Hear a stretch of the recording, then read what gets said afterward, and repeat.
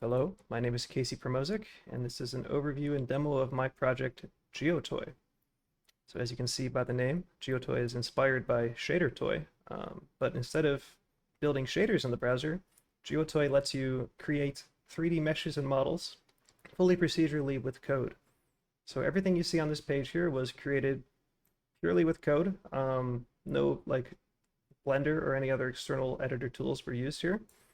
Um, the exception is the textures for the materials, but other than that, yep, everything is built with code fully procedurally.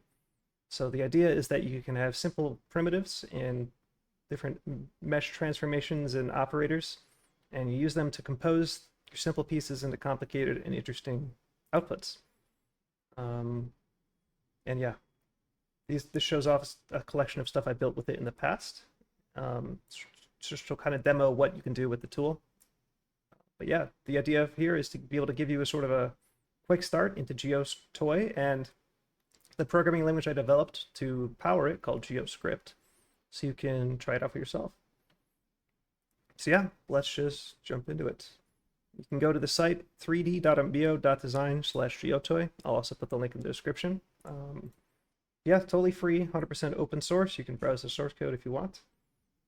And then you just click new up in the top right.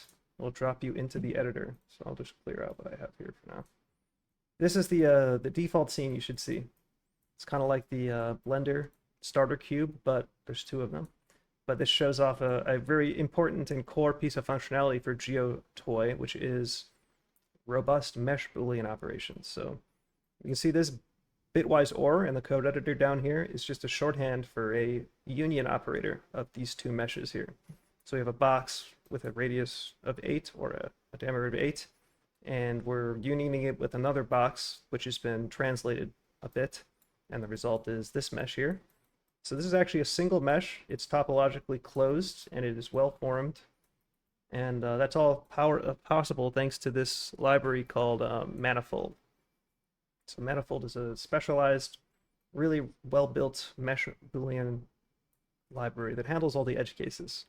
So it makes sure that it requires manifold inputs, but it'll ensure that the outputs are also manifold topologically, which is really important because it allows you to chain these operations and compose them in really interesting ways. And a lot of other geometry algorithms require manifold meshes as well. It's nothing you have to worry too much about when using Geotoy, but yeah, this is sort of what gave me the initial inspiration and idea for this project, and it wouldn't be possible without it. So back to this, let's see what we can do here. There's a lot of built-in functions available to you in Geotoy. I actually have some docs, which you can access through this menu here. And if you go here, you can also check the language quick start. But yeah, the GeoScript built-in function reference contains all of the built-in functions you can use to create mesh primitives, manipulate meshes, do math, and anything else you might need to do. So I put a decent amount of effort into making these docs pretty robust and easy to use. So like there's built-in little examples here you can pop open as well to sort of explore how the different functions work and what you can do with them. So definitely check that out. And then the language quick start is kind of like a learn X and Y style overview of the language. If you're familiar with that, shows you the basic language syntax and how to do some common operations and different stuff with it. Definitely a good thing to check out. It shouldn't be too tough to get into. And then, yeah, speaking of GeoScript itself, I tried to make the language familiar to people who know like Python, TypeScript. There are some functional programming elements, but I wouldn't say that it's a functional programming language. There's no like monads or any other fancy stuff.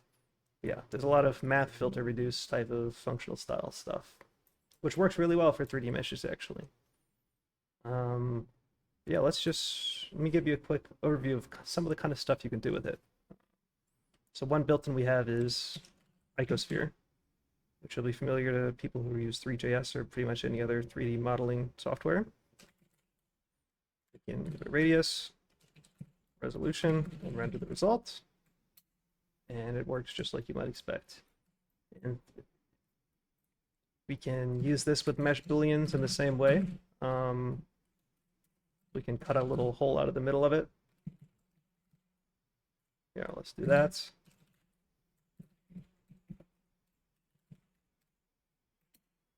we take the core out of our icosphere with a cylinder here.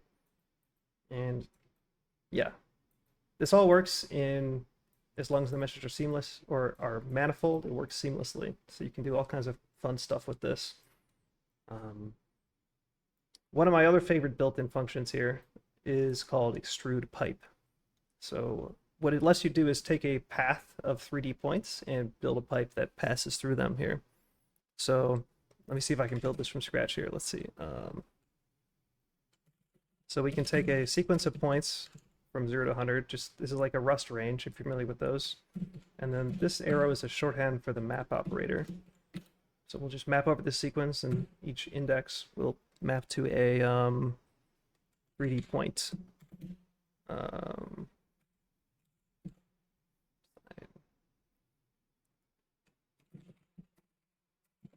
We'll scale it down. Makes it a little bit more sense. And so this is like the trigonometric representation of a circle here, but we're also adding some height change as well. So for each, you'll see how this looks in a second. You can also render paths directly. If you just render a sequence of vec3s, it will give you a kind of line here. So that doesn't seem to be working properly. Let's see what we can do. Let's see where the problem's at. It's probably that we don't have enough radius, if I had to guess.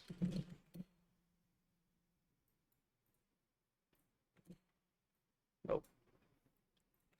All right, I'll be honest. I'm just going to take my demo from before that I pre-built. So this is a spring-like shape, and this is what I was trying to do before. I don't know what I was doing wrong. Sorry. Yeah, the trigonometric representation of a circle, and we spin it around, and then we also add in a little bit of height for each element of the sequence as well. So you get this cool spring shape, and you take this generated path here, and if you don't extrude the pipe, you'll see it'll render the simple line, but then you can use this extrude pipe operator to give it some width and make it look good. So there's a lot of stuff you could do with this. The radius is also configurable here. We'll just make it a random number. So you can see if you can randomize the radius, you also twist it. There's a twist option, which changes the rotation of the pipe along its extent. So a lot of cool stuff you can do with this. One of my favorites that I built was this extruded bowl type thing. Kind of looks like a coffee filter or clay pot. I don't know. It just looked cool. Let's see, what else can we do with the GeoScript? Oh yeah, let me show off the fractional grounding in motion terrain. So this code right here is all you need to build sort of a very naive and simplistic terrain system. We generate a grid. Let's just see what happens without this piece. A grid gives us a flat grid. It is very subdivided into small little triangles here. Sorry, that's an issue on my end. And then we apply this map operator. So we're mapping a mesh, which is a shorthand for warp. So it allows us to change the position of every vertex in the mesh using a mapper function, basically. So we'll sample some fractional Brownian noise here, and we'll just offset the Y based off that noise. And this is the result. You get some very hilly looking terrain. You'd probably want to do something a little bit more sophisticated for a real terrain solution, but for the amount of code, it's pretty cool, right? And also you'll notice that there's some cool materials going on here. That's something I haven't talked about yet here. So Geotoy is a full built-in material editor. If you go to the menu and click Edit Materials, you can see you can pick the texture. I uploaded a bunch of ones here that you can use if you'd like. But yeah, it's all rendered with 3JS, so it supports all the 3JS features from a mesh physical material. All the parameters work just fine. And there's also some new features for stuff like, by default it uses triplanar mapping, which works really well for almost everything. It's unreasonably effective, but you can also generate UV mappings if you want. Sort of like a traditional 3D modeling program would, like Blender or whatever. So this worked really well for certain meshes that triplanar mapping works badly on, if they have very slight curves along the axis boundaries. Anyway, it all runs in the browser. It's all computed via WebAssembly, and yeah, it's all generated with code.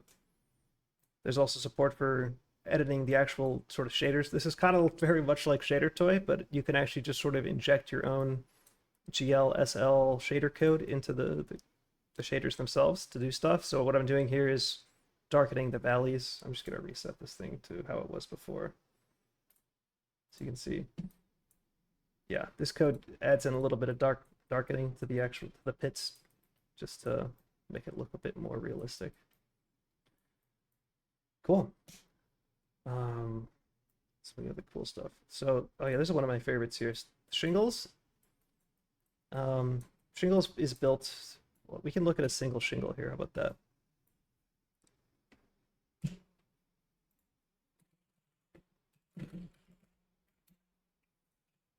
We'll look at one. It's just repeated over the whole span here. But this shingle shape is defined using this sort of bell function, which is like a generalized Gaussian curve. So we use that to build the contour of the shingle here. So we can actually take a look at the contour if we want to.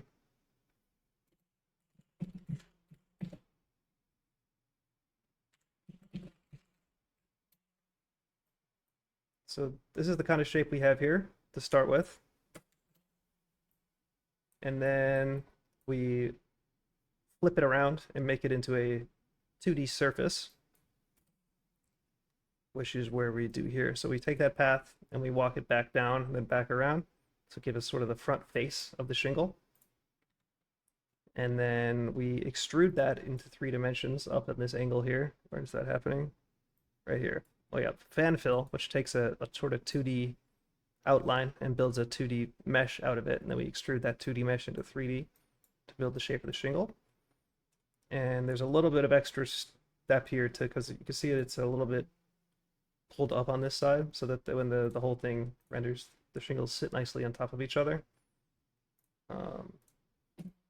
Yeah, that's kind of a good example. It's a good example of sort of how you can build up more complicated stuff out of simple parts procedurally using GeoScript. And I think it's just a nice, satisfying shape, in my opinion. Looks very clean.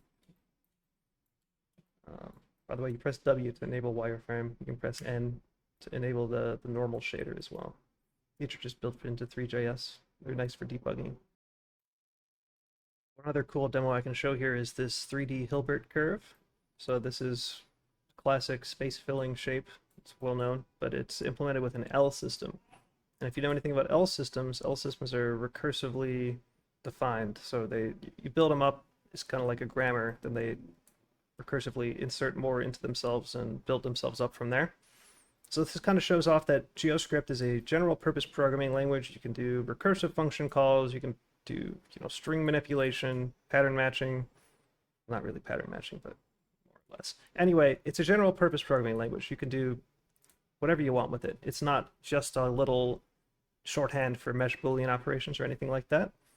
That being said, it's not designed to be widely useful. You can't build like a web server with it. It's specialized for mesh generation and manipulation, but you can definitely do non-trivial stuff with it, and it's not designed to be limiting. And yeah, as I mentioned before, the goal is not for it to be like a functional programming language where everything's immutable and pure. There's some degree of immutability, but yeah, things are a lot more relaxed and chilled than a language like Haskell or whatever.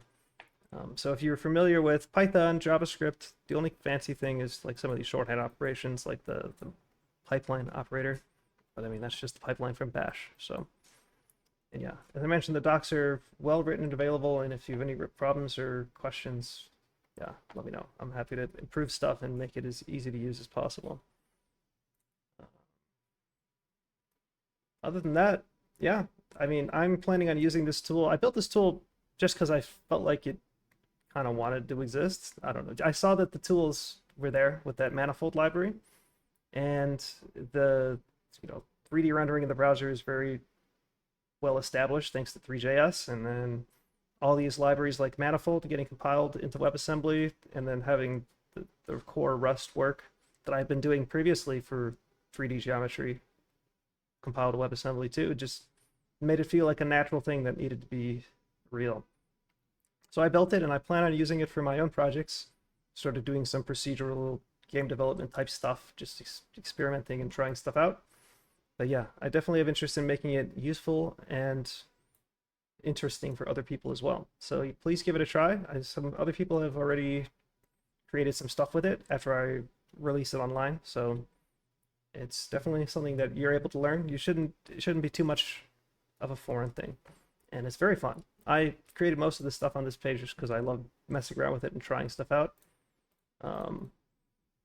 It's a powerful little tool, and yeah, thanks for checking it out. Again, the link is in the description, and appreciate you taking the time to watch this.